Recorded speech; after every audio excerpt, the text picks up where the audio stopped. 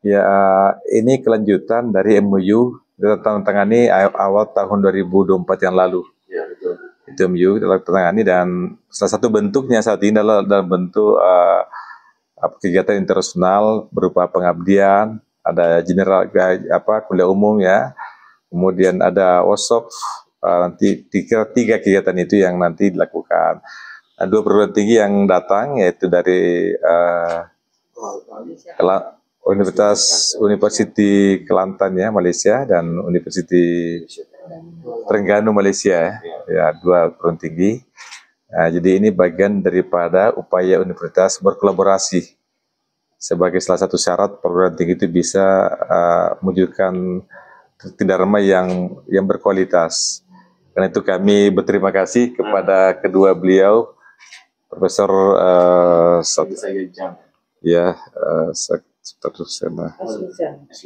Profesor Aslisan ya dan Ibu Dr. Nurlinda. Nah, dua narasumber ini nanti akan berbagi pengalaman, sharing ya, pengalaman dan juga pengetahuan dan pengalaman. Supaya tentunya harapannya para dosen kita termasuk mitra Widagama bisa memperoleh manfaat dari kerjasama ini dan mudah-mudahan bisa menambah wawasan dan pengetahuan semua dosen kita. Jadi ini sekali lagi ini adalah merupakan kelanjutan kerjasama.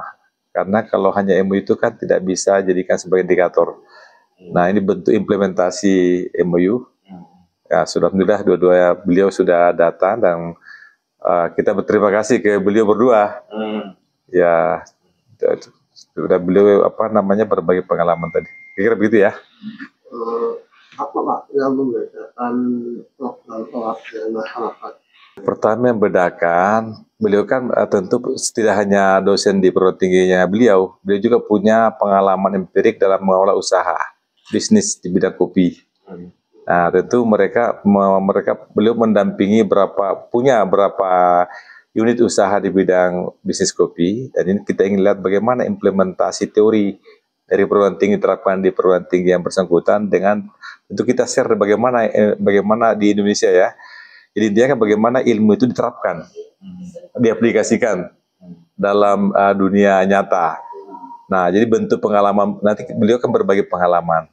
Bagaimana model implementasi pengabdian di sana, tentu mudah-mudahan bisa dikolaborasi, di studi banding lah ya, dengan bagaimana metode, apakah ada kira-kira inovasi yang bisa kita pakai, mudah-mudahan ada, untuk bisa kita kembangkan di Widagama dan tentu mitra Widagama, kira begitu. Pak, setelah ini ada 3 kegiatan tadi, kira-kira apa ada lanjutan atau pengembangan dalam bidang yang lain? Ya, nanti ini kan setelah kegiatan ini, masing-masing prodi tentu bisa bekerja sama lebih lanjut.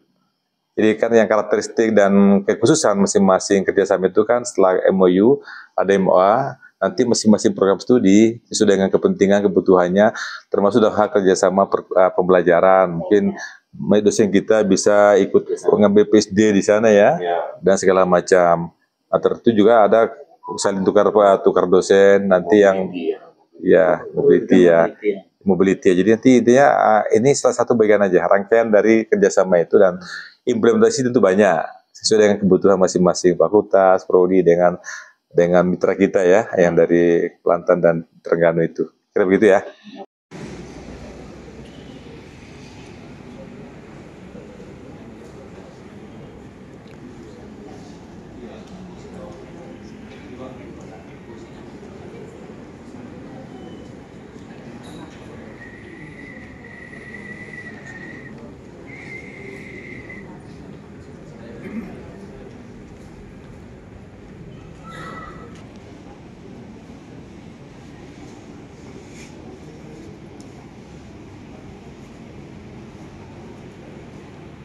Okey, bismillahirrahmanirrahim. Assalamualaikum dan selamat pagi. Seperti pertanyaan Bapak tadi, materi yang dipilih adalah improving UMKM untuk local natural resources. Maksudnya apa yang ada di sini, apa kelebihan yang berada di sini, contohnya dari segi geografinya, dari segi bahan-bahan mentah, raw materials yang berada di sini, bagaimana kita perkembangkan itu untuk commercialization. Maksudnya kadang-kadang sebut pasal kopi, okey, kopi. Kalau sebut pasal kopi, cuma orang fikir pasal minuman kopi saja. Tapi kalau untuk diluaskan lagi, mungkin ada produk-produk yang bisa dibuat selain daripada minuman tadi. Okey, mungkin dijadikan sebagai untuk perubatan, untuk dijadikan perfume. So itu pengembangannya. Okay. So saya melihat UMKM di sini kena maximize, maksudnya kena fully maximize apa yang Allah anugerahkan bentuk muka bumi di Malang ini, di kawasan Batu ini yang memang cukup kaya dengan sumbernya itu harus dimanfaatkan dengan semaksimal. Bukannya sekadar biasa-biasa saja, secara minimal saja. So itulah yang kita akan share di sini dalam materi saya, iaitu best practice lah.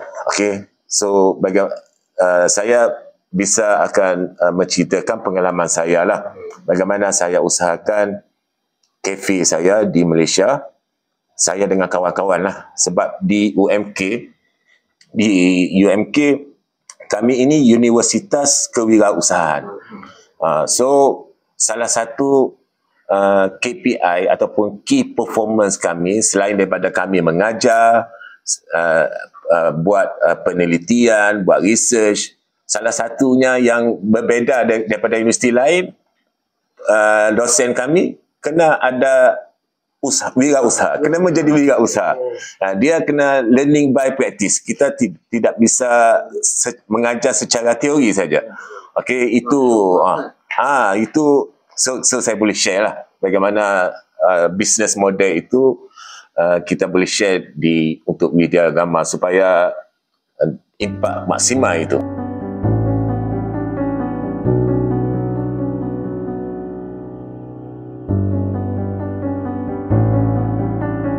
Pertama, terima kasih atas jemputan.